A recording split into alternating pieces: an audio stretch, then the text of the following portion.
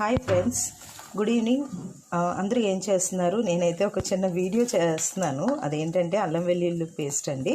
అది ఇంట్లోనే మనం అల్లం వెల్లుల్లి పేస్ట్ ఎలా తయారు చేసుకోవాలన్నది ఇప్పుడు చేస్తున్నాను, గుర్తొచ్చింది. సరే వీడియో షూట్ చేద్దాం, ఎవరికైనా యూజ్ అవుతుందని నేను ఈ వీడియో అనేది షూట్ చేస్తున్నాను. అయితే మన కర్రీస్ అన్నీ ఆసమ్గా రావడానికి ఏంటంటే మెయిన్ కారణం ఈ అల్లం వెల్లుల్లి పేస్ట్. ఇది వేయగానే మంచి ఆరోమా అనేది మనకు వస్తుంది. అయితే మన కర్రీస్ కూడా చాలా టేస్ట్గా ఉంటాయి. అయితే ఈ అల్లం వెల్లుల్లి పేస్ట్ ఏంటంటే చాలామంది బయట కొనేటువంటి పేస్ట్లు అనేవి యూజ్ చేస్తుంటారు. అది చాలా మటుగా నిల్వ ఉండిపోతాయి, ప్లస్ అందులో చాలా ప్రిజర్వేటివ్స్ అనేవి కలుపుతుంటారు. అందువల్ల మనం ఇక్కడ ఏంటంటే ఓన్గా ఎలా చేసుకోవాలనేది నేను మీకు చెప్తాను. చేసుకునేటువంటి జింజరు, ఈ యొక్క పైన ఉన్నటువంటి స్కిన్ని మీరు పీల్ చేసేయచ్చు, వద్దనుకున్న వాళ్ళు ఉంచేయచ్చు. నేనైతే ఇది దీంతో పాటే మిక్స్ చేస్తాను.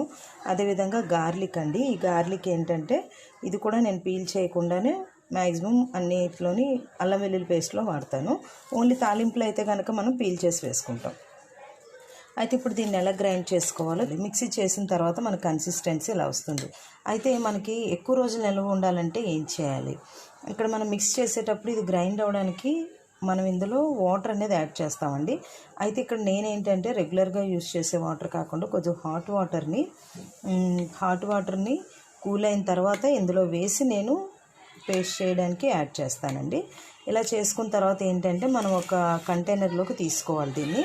అయితే మ్యాక్సిమం గ్లాస్ లిడ్ ఉన్నది తీసుకోవడానికి చూడండి, గ్లాస్ జారు. అది లేకపోతే కనుక ఇలా ప్లాస్టిక్ జార్ ఏదన్నా తీసుకొని, అది కూడా క్లీన్గా ఉండాలి, వాటర్ లేకుండా ఎక్కడ చెమ్మ లేకుండా ఉన్న తర్వాత దీన్ని ఇందులో యాడ్ చేసుకొని, ఫస్ట్ టిప్ ఏంటంటే హాట్ వాటర్ పెట్టి మిక్స్ చేయాలని చెప్పాను. సెకండ్ టిప్ ఏంటంటే ఇది అంతా పేస్ట్ అంతా అయిపోయిన తర్వాత మనం సీసాలో వేసాక కాచి చల్లార్చినటువంటి రెగ్యులర్గా మనం ఇంట్లో వాడేటువంటి వంట నూనెని ఒక 3 టేబుల్ స్పూన్ ఇందులో వేసుకున్నట్లయితే ఫ్రెష్గా ఉంటుంది, మనకి పాడవదు. ఓకే ఫ్రెండ్స్, ఈ వీడియో మీకు నచ్చినట్లయితే షేర్ చేయండి, లైక్ చేయండి.